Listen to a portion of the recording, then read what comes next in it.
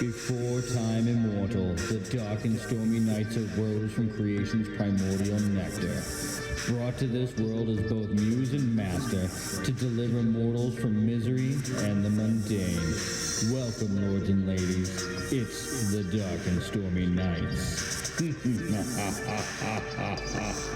Ladies and gentlemen, boys and girls, welcome back to the Dark and Stormy Nights. Hey guys, I said the correct The right show name, yes. Wow. Impressive. We've only done Wow. 20 some odd episodes, and I still get the name wrong every so often. You never know because I edited it out. Damn, I just told them. Mostly. Well, so they know now. Yeah. When you remember to. Last week I called you Bob. So, this week is the dreaded episode where I read my chapter because I do so bad at reading on the air. I'm not that comfortable either. I'm sure the audience has noticed. I read perfectly I don't fine, think any of us do that great with it. but for some reason reading into a microphone I do awful. So I don't know what it is, so I apologize in advance. Although yours is the most edited, so the audience may not notice it as much. It is? Oh, yeah. Yeah, well, you drop off or lose plays or get flustered, you just go back. Oh. A lot of times I just leave mine. Maybe. Well, you don't edit. I do all the editing. All of it. Yes, but I could pester you. Every bit of the editing is Oh, me. come on. You can't hold that against me. Well, it's not as complicated as it used to be. Okay. So, do we know what chapter this is? Oh, Lord. Crap. 15? Anybody at home? No? 15? 15-ish? So, episode 24? So oh, in, Lord. Don't even ask me that. in this chapter, we have evil Meredith driving good Zara somewhere. Because Yes. Chapter 15. I was right. I'm 15, sorry. hey, That alright. probably wasn't worth I kind of feel like I interrupting almost you. need a whiteboard and just put hashes. Why? Why do we need hashish? Hash marks, you know. For what? Roman Why do we need hash marks? What is the purpose of them?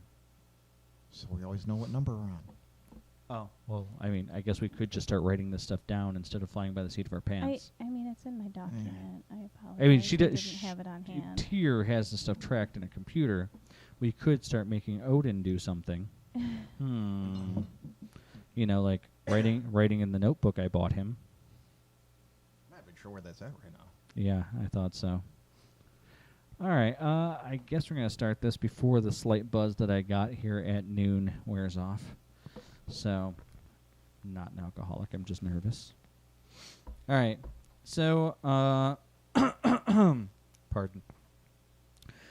Zara rushes out ahead of Mary to open the door on the motor coach for her.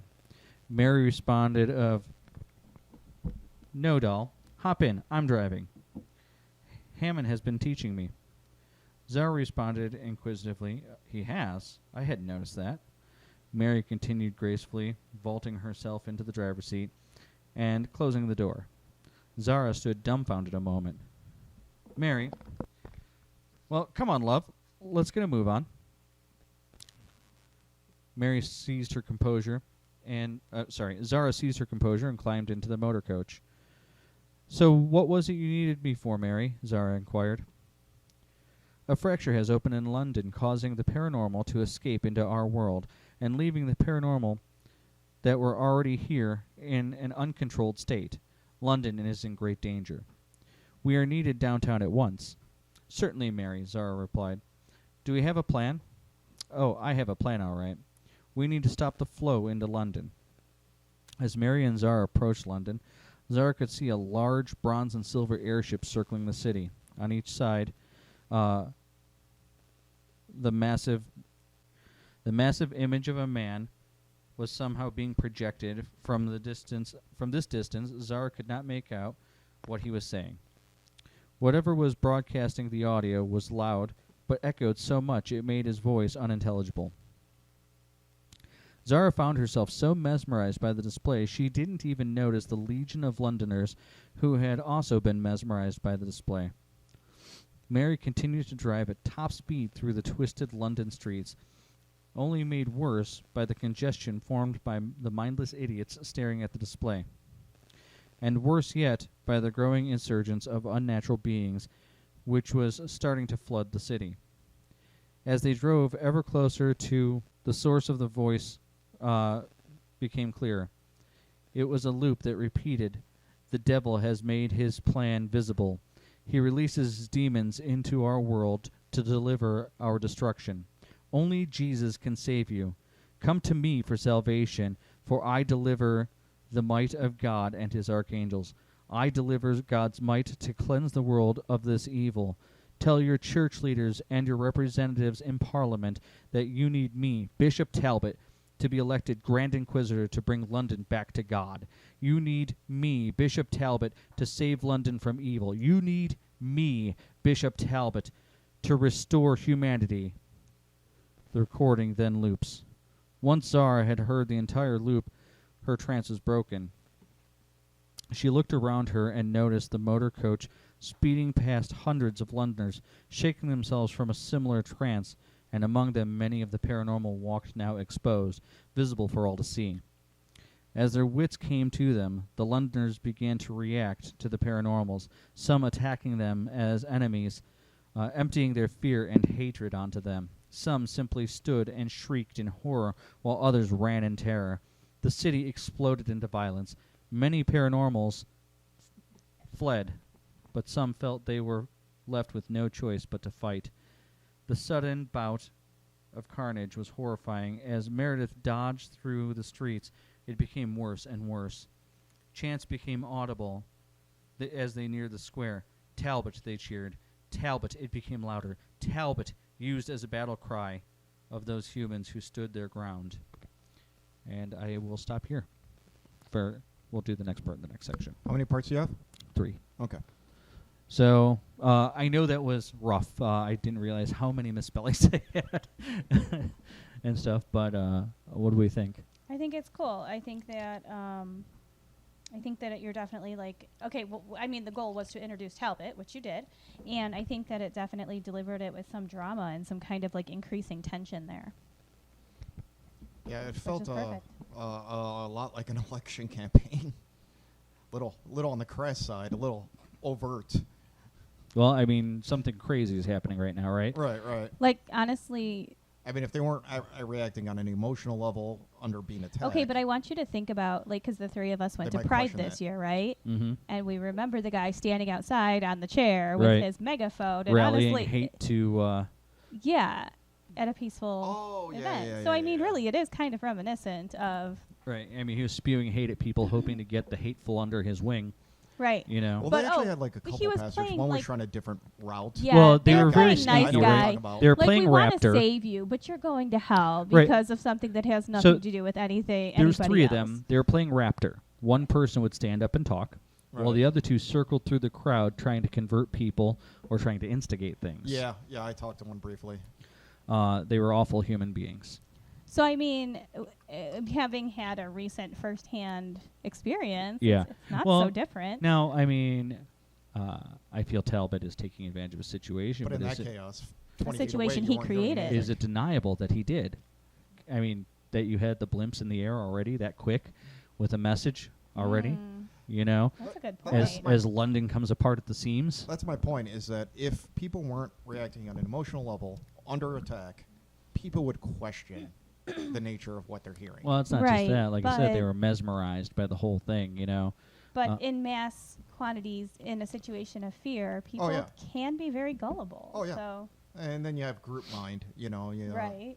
Now, I don't think there's necessarily enough lead up. Maybe I need to describe more of the trek into London or whatever, because they were only in a suburb outside of Yeah, London. you know, we could probably draw that out a little bit maybe and like add fiery some paper drama. falling from the sky. Ooh, not Maybe- bad idea. Maybe some pamphlets are dropping too. Do you know what else, though? Like, maybe we can make it to where, from a human that wasn't already knowledgeable of the situation perspective, this is scary. But maybe Zara is seeing the other side of it. They're seeing somebody who's being attacked just because they look different. Or, you know what Right. I'm saying? Like, maybe she's seeing it from the supernatural Well, side like I said, of... I've got 2 more sections, so this isn't done yet. Okay. But Does someone get speared with a unicorn? so, damn it, 'Cause I really should have done that. But you already had zombie unicorns. We could just add it into that Yeah, chapter. but I'd love to sprinkle unicorns in anywhere I can get them. Mm-hmm. So No unicorn No. shifter? No, I should. I really wouldn't should. do But man, that's a zombie double whammy, unicorn. isn't it? I do beautiful Pinkie Pie freaking unicorn, okay, with a a nice little princess in the back, And and then- everything looks up and up. I promise you, And he then is make right it turn now, into some Bloody beer murder bellied. with things. folks at home. He Make is it right turn into now. like some beer bellied asshole who's Oh, like God. vulgar as hell. Wait. His shirt doesn't even fit all the way over his Right, belly. Yes, You exactly. mean Charlie? He's got like a wife beater on, and he's got like a deep gravelly like, "Hey, you fuck off." They stole my kidney. Odin knows what I'm talking Oh yeah, I love that series. about. But I promise you, folks at home, Odin was moving his arms in a way as to depict himself riding a horse, where he's like whipping the reins or whatever. It was Was quite I? interesting. Yes, you were. It I was talk a lot with my hands. an I don't interesting know. sight, as though you were riding a horse. It was great. I just think the juxtaposition, probably murdered that word, but whatever. Yeah. Between this innocent, beautiful creature that's, is so removed from reality because it's so Yeah, it's pure, like mythical and fantasy. then murder, just bloody murder would be great. But he needs to be like scratching his balls when he shifts. Oh, you know what I should have at least done though was a were llama. That would Oh have been my great. god, that's Yeah. great! You could have done your dancing goats. Oh, I love the dancing goats. I hope you guys got to see that on Twitter. Are you referencing Boat Nectar? At the Dark and Stormy K1, there is a GIF right now. Some goats dancing. They're great. They made my day. Anyways, okay. So, all right. I like the idea of the leaflets. That's good. The leaflet dropped. Maybe a little bit longer ride. Maybe Zara and Meredith should have a little more banter on the way there. I mean, the leaflets you aren't bad, think, but or that's do you not what I was really I getting think at. that maybe I we just can meant we can chaos. start showing some duplicity in Meredith at this point. Yeah. Right. Like a prison riot, just fiery crap falling around and just mayhem. That's Well, what I'm talking about. it doesn't. I don't know if you noticed. It doesn't really bust out into violence into the last paragraph. Like it doesn't need to bust that out into first violence. page. I'm just saying like a woman swatting her broom at some sweet little innocent creature who just happened to be in the They wrong don't place. notice they don't happen to see all of the, and maybe I didn't describe that well, of the paranormal yet. It's Are they after not his able to, It's or- after his speech they notice them all, and so I wanted Wait, to the humans aren't seeing it? yes, and then suddenly Oh, after so the he calls speech, attention to it. right, they notice all the paranormals around them. Ah. And so I'm like, maybe it's like a magic item or something he's doing, or maybe he's using a spell in some way, Or I didn't- maybe it's I didn't really whatever Or flesh maybe out. it's one coming of from the those portal things where you illuminates don't them. notice it until someone points it out. That's true. You get what I'm saying? Like whatever spectrum of light coming from the Fey realm is somehow illuminating to the visible eye. As you get close to the portal. Maybe. You have to determine if you really want Talbot using magic, though. Right. Because right now he's been knowledgeable in magic, and he's been using other people to do his dirty work. Right. But we haven't actually had him doing magic. I think it's just an item. Yeah, maybe. Maybe Yeah. he releases one more thing that does. Right. Mechanical acorn or something. I don't know.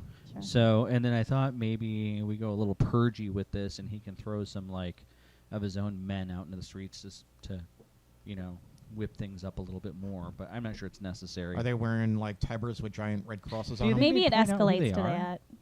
Do you think? Yeah, like a Knights Templar kind of thing out of nowhere. Well, that's the thing, is that his entire motive is that he's trying to bring about another Inquisition. Inquisition, thank you. Yeah, maybe he sends his men out there to quote unquote defend the people, defend the way of God, or something against the. But I'm saying maybe not at this point. We're just introducing him. But I think that maybe we lead up and bring things to a head with him going, you know what, if the church isn't going to back me, I'll do my own Inquisition. True. Yeah. Well, I mean, yeah. How are you going to deny the will of the people? Right. But Yeah. do we really want to lead up to that in this book, considering where we talked about ending it? That might be a sequel kind So of you're thing. saying this is more of a false start that kind of tips the hat. Well, he might get the job, I'm but saying right now he just needs to be the Oz behind the curtain. you but know now what I'm here's the saying? thing: is we opened a box we have to close eventually. Well, if you get You the will do, of the but people, look at where you're you put, ending this book. you put pressures on the political Well, right. office that could escalate him in the ecclesiastical I hierarchy. I don't think I that never- we should expose him as the ultimate villain yet. right. I think that what he needs to be is just on the peripheral of the team as a religious figure that's getting attention from something that's happening. Like, they shouldn't know that it's him. Right. No, I don't think that, but I'm saying that we do have to close the fracture. Well, how would they not? That's letting the fey creatures through? Yeah. Yeah, We have to close obviously. it eventually. Because the public... They can't know it's him yet. Well, what I'm saying is the public may be emotional and reactive. This is their job. Right. When they see through this very thinly disguised plot, Not necessarily. if they hear this audio stream or whatever, hologram or whatever is happening, It's just a religious figure speaking out against what they consider but to I'm be talking about the subhumans. timing. The timing is so close. It's too prepared. It is, which our readers should pick up on, but the team not necessarily. I don't know. It just... I guess it depends how busy the team is, but it feels like it's underestimating them, which is usually the opposite side of the Maybe argument. so, but right now our team is trying to clean up actual Maybe if disasters. he does something like I call upon God to open your eyes to the monstrosities around you or something like that, so that, and then people feel like they can see. Here's the problem. When we talked about ending the book, the villain in this story is Desmond, not Talbot. In the end, it's Desmond that they defeat. Right. Right. In the end, it's Jennifer that gets away. Yes. Right. In the end, they think that it's a win because they got the book and Desmond's going to jail. But it could be just a But matter Desmond of... never goes to jail. Caleb takes him and delivers him to Talbot. Right. So the team has a whole nother villain that they Right. didn't even realize was a threat. I'm not talking about extending the book. I'm saying maybe the book's more of dealing with the problem that's on the plate instead of dealing with The unknowns. problem is the fracture at the moment. The fracture But can be fixed. The fracture can be fixed. I feel like they're going to need Crow's help. Yeah, maybe. Yeah. Well, that's why So you'll see who I brought. I brought into this one, Philip. And to be honest, there's no reason that Talbot can't have somebody, one of his other lackeys, his puppets, being the one causing the fracture. And they could think that that is... Ooh, maybe we can make a counter Crow. Like, he's got an agent working Or for maybe... him. Yeah, I don't know. Because mean, I it don't might. feel like Caleb could do it. I don't want to get too Well, convoluted. no, maybe spy versus Caleb spy, can. That's the but- thing. Caleb is playing dumb. He's not dumb. You know what I'm No, saying? I know he's not dumb, but he's also not going to be one that they... I'm saying, like, we could have a lackey that gets caught. If you really wanted to do it that way. Yeah. Or maybe in the end, Desmond gets blamed for the whole thing. Well, I think that's the idea. Right, Is if somebody fall goes down, guy. it's going to be Desmond. right. You know, that Talbot will throw him under the bus. You know, and then quickly steal the bus. Right, but the idea is that right now, all of this havoc in the city is distracting them from the fact that there are infiltrators in their team. Right. So that's what's keeping them from recognizing that the doppelgangers are not who they think they are. Right. Well, that's the thing. So the goal is, of course, to kill off these characters, and they're thinking they're putting them in dangerous situations so they can walk into the house and take things over. You know, Right. they can I don't know that they can get in the house, but replace them. Right. So maybe they can, though. Maybe. I don't know. They are. Maybe them. they have to get naked to get in. What do you think, Odin? Well, that's Odin's rules. I think they get naked just for covered in fun. magical items, and it was meant to be humorous. I think they're getting Well, naked you know, just for whatever. fun, and it's just a byproduct, you know. So, pajama party. So, Oh man. but I don't know. I don't have anything.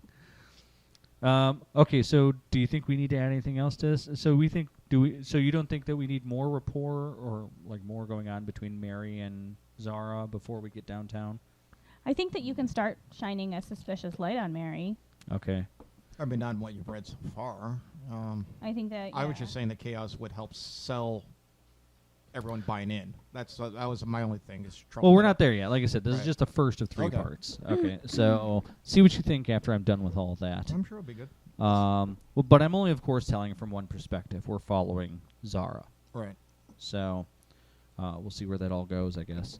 All right, why don't we take a short break, come back after the break, and we'll do the next section. Sounds good. Writers, gather round. No retreat, no surrender. That is writer law. And by writer law, we will draft and edit and cry. A new age has begun, an age of collaboration. And all will know that the dark and stormy nights gave their last breath to defend it.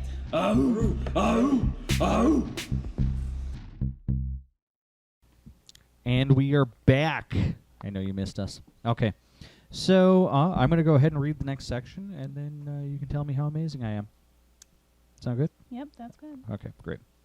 So Zara became horrified. She watched the vicious mob backing a group of wares into a bar. The wares were obviously restraining themselves, as they could have easily ripped the crowd limb from limb, but they were not. At least, defend yourself, Zara thought, but they continued to simply back away as the angry humans delivered cheap shot and blow after cheap shot and blow, backing them even further into the bar. Zara suddenly recognized one of the wares as Philip. Wilhelm would be devastated should anything happen to him, and Zara had taken her own liking to him as well. Certain he would be all right against a human, she resolved that there were more pressing matters up to this point that she noted. But then she noticed a greasy-looking man in the back of the angry mob lighting the end of a Molotov cocktail. Without warning, Zara jumped from the moving motor coach and rolled to her feet, pouncing onto the greasy man with the Molotov, causing the greasy man to drop the firebomb in his own path of descent as Zara tumbled away uncontrollably. She looked up just in time to see the man tumble into the blaze, catch fire, and then continue rolling into the crowd, now causing some of the back of the angry mob to ignite. Those in the crowd, not on fire, turned on Zara, ready to tear her apart. Before they even knew the details, Philip leapt the crowd to defend her immediately, drawing violence. Out of nowhere, Meredith scooped Zara off the ground and spun her past the crowd and into the bar. The other wares back in around them, forming a protective wall and then barricading the front door. Mary looked over Zara, patting the dirt and dust off of her, while she seemed to look for injuries. "A cut!" Mary exclaimed. "You're bleedin'. Let me go find some things to clean you up." Mary pulled an ashtray near, pulled a card with a depiction of a sun on it in front from her pocket, set it on the ashtray, spoke a few words in another language which Zara could swear were Roma or something, and thought she could make out the word beast. And then she lit the card on fire. Mary looked at Zara and said, "For protection, love, while I find some things to clean you up," and then whisked herself off to the back room. Zara's full attention was drawn to the card as only some of the ashes fell onto the bar top. Others immediately rose into the air and faded away. Many of the wares began to cough and act like they were irritated or sick. It continued to get worse. For a moment, Zara thought it might be the burning paper from the spell. She called Mary. She shouted her name. Mary didn't answer. She repeated this time louder and with more urgency, but once again nothing. She looked at the spell and watched as the last ashes hit the bar, forming the shape of the waxing, full, and waning moons conjoined. The bar reached a sudden silence for a moment, and then the bar was seized with the rumbling growls of a dozen wares. Zara slowly and fearfully looked up from the ashes to see everywhere in the bar staring at her with rage in their eyes. Philip was closest of them. Zara pleaded with the raging werebear, hoping that some part of him still held some control. "Come now, Philip, you know me." She stood from the bar, slowly putting her hands out in front of her and backing away. "Come on, Philip, we are friends, right?" She continued, slowly backing away as Philip continued to approach, snout snarled, drool cascading from his maw as he stalked. "Philip, remember Wilhelm?" Zara spoke as a last resort, as she prepared to spin around and make a run. A run for what? The barricaded door? Luckily, her reasoning worked. Philip gently recoiled from Wilhelm's name. His snarl softened as he seemed to sink into confusion. One threat down, but she needed an ally as the others encircled her, ready to tear her apart. As the wares got closer, they would snap at each other. A ware brushed against Philip, which seemed to knock him from his stupor. "Oh shit," Zara thought. "What if he turns against me again?" The wolf dove towards Zara, ready to clamp his jaws down on her. Okay. we'll break there. I didn't want to stop mid-sentence because it straddled the line. But okay, so what's so far? Okay. I have had a rough evening, so I'm having a little trouble here. That was his way of saying he wasn't paying attention to any of that. I was, but I did lose the thread exactly how did the wares turn on Zara after she helped them out? Did you understand where I was going with that? Meredith did a spell, right? Yeah. Okay, that's what I missed. Okay. Yeah, she did a moon spell, Yeah, causing I the remember wares. that. Okay. She caused the wares to go feral. Okay. Yeah, we had discussed that. Okay. Right. Do you think I wasn't descriptive enough of that? Do you think it didn't like really show through? Was the moons in the sky? So the only thing that I think that somebody will question is because the card, like, yeah, I think that's obvious. You like you notice that it happens. But Meredith's comment about, it's for protection. Right. I think that you need to show that Zara's like, what do you mean? You know, like she needs to question her motive or something. Right. So as long as we place the doubt that is that really for protection? Well, my thought was that normally Zara wouldn't question Mary. I think she trusts her implicitly normally. Was this the first time Meredith's done a spell? That's true. This is the first time we've seen potions. Meredith. Well, yeah, but the potions are generally from Poppy. Right, yeah. Right. However, quick spells I don't think are outside their realms of But we haven't demonstrated that, use. so that might raise an eyebrow. So, it's not a normal part of her repertoire. Usually. It does. That's not my concern. My concern is the reader going to get that? Right. Yeah, so maybe ask, what did you do? I'm not and worried then when about she the gives fact that it's out of explanation- character because it's not Meredith. Nothing she does has to be in character. What we do need to worry about is the reader going to pick up on the idea that that's not really Meredith? Right. Yeah, I would just have, like, what did you do? She says, protection spell, and Maybe eyebrow continues Maybe to a be spell raised. isn't like you, Mary. I'm just saying, like, a lingering suspicion on her face or something. It doesn't have to be much. Okay. What about did you follow the whole Yeah. setting a man on fire to get in here and everything? I did. Was I it feel too much? I feel like Zara maybe needs to do a little whoops. A little bit of Not bad, yeah, not bad, yeah. Yikes. Yeah. Now, this is My inside bad. the So tavern. sorry about that. Huh? This is inside. No, the she set him on fire outside the tavern Okay, that was on outside. accident. Okay. Yeah, she knocked him onto his own Molotov cocktail. Yeah, I got that. So I was just wondering, is the building catching fire? No, she's trying to prevent the wares from getting caught on fire. Because they're backing further and further into the bar. So By- some of them are in the bar. Yeah, by chucking. Yeah, she ran out to stop this whole thing and Well, how knocked did she him run in. out if they're crowding in the bar? She go through a window? She or was. a back They were entrance? backing them into a bar. The Okay. crowd was outside the They're bar. still outside. Yeah, backing the Okay. wares into the bar. Okay, I had a feeling like they're in the back wall of the bar or something. Okay. So yeah, no, that's. I was hoping, but maybe I need to paint a better picture of that. I thought I was kind of. That could be my fault. Like I said, I'm a little diffused today. So, hold on. Let's go up and address these, I guess, one at a time. So. But no, I have no other. So okay, comments maybe other we than mild do a little better confusion. It's job Probably mine. talking about how they are outside the bar and backing them into it. Was the fear believable, do you think? On what, Zara's end? Zara? Yeah. Well, Yeah, I they're mean- wares, yeah. I I'm do sorry, I have a was mental looking- image I'm struggling with, though. What's that? How many wares, roughly? I said a dozen. Oh, just a dozen. Okay. I mean, that's still frightening. I'm just... Yeah, no, that's horrifying. Yeah, Yeah. no, you're I dead. didn't know if there was 40 or... Okay, I'm just... Yeah, the normal person would be dead. Yeah. Like, no question.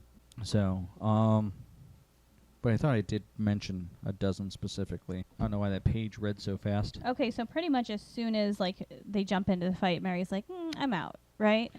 Okay, she says that she sees she's bleeding. She lights Right. the She has spell, an excuse. and she's like, "I'm going to go find some stuff to clean you up," and then she takes Maybe off. that's too much. What do you mean? Like maybe we're making it look like she's too nice. Like we really need to start making them suspicious of each other. So I think that maybe instead of her saying, I'll be right back, I'm going to go look for something to help you, I think that she needs to have a little smirk on her face, set the card, and just, okay, catch you later. You know what I'm saying? Like, it needs to be obvious that she fucked over Zara. I don't think she thinks she's walking out of there. Who? Mary, I think she thinks she's setting her up to die at the hands of a dozen wares. I get it. So why the facade? I mean, they're smart enough to fool you. Them, I don't know why they would just. I mean, then again, villains and obvious traps. Well, yeah, I do have a problem with that. This is my plan, Mr. Bond. No, I don't think she needs to do that at all. I think she'll just be like, "Hey, I'll come around back," and just disappear. Yeah, I guess. I don't know. I feel like she needs. What's the point in saving Because if you face? don't make some kind of excuse to walk away, they're gonna follow you. You know what I'm saying? Well, maybe there's a middle ground. That's why you start here, I'll start on the other side. Because your explanation is very viable, and that's good if we want to drag this out. Because but we've already dragged this out for how many chapters? And I get what you're saying, but you don't want to be too ridiculous or out of character. Okay, so maybe she says something more doesn't like, think "I'll see if Zara's- we have another way out of here." Yeah. She doesn't think Zara is walking out of there. Right. I'm saying, But So she the also doesn't want pretense is- Zara starting a fight with her right then and there either. She doesn't. She wants to be able but to like walk I away said, scot-free. Right. But I'm all she has to do is say, "Okay, I'll find a way around back." I was saying it's like the middle ground would be something stupid and dismissive, and while it's not a great metaphor, or analogy rather, but Rick and Morty, I gotta go take a shit, something on that level. Or, "Hey, I know that guy." Yeah, I guess. Right back, sweetie. I mean, I don't know. Is that Scott? Oh, it's happy hour. I think that either way, Yeah, something stupid like that. That's kind of all what I I'm was saying saying. was she's making some excuse to get away. I think it's no different in any other circumstance we're talking about. She's making some excuse to get away. You know? I just think she's being too nice. So, Especially when her first plan didn't pan out. She already tried to kill her with a monster. So, yeah. So, well, I think she's using opportunism here. Well, yeah. So, I don't know. Maybe there's a silver candlestick she can go get that would be helpful in this situation. Are we playing Clue? I was actually Well, referencing the wares aren't an actual Oh. problem yet until the card finishes the spell. But she bails before that point. Right. But I'm saying that would be a good out. Like, to get some silver to help